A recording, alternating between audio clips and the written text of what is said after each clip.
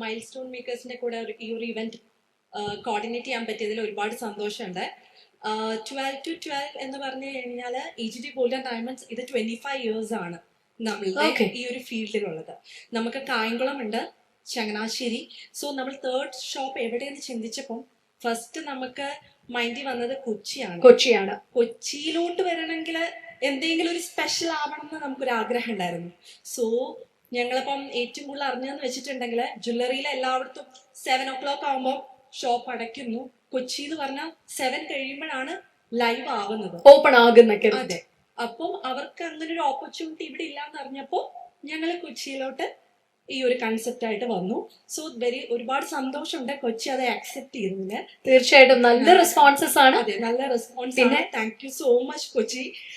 നമ്മളിനി ബാക്കി EGD എല്ലാ ഷോറൂംസും നമ്മളിനി 12-12 കൺസെപ്റ്റ്സ് കൊണ്ടുവരാൻ പോവുകയാണ്.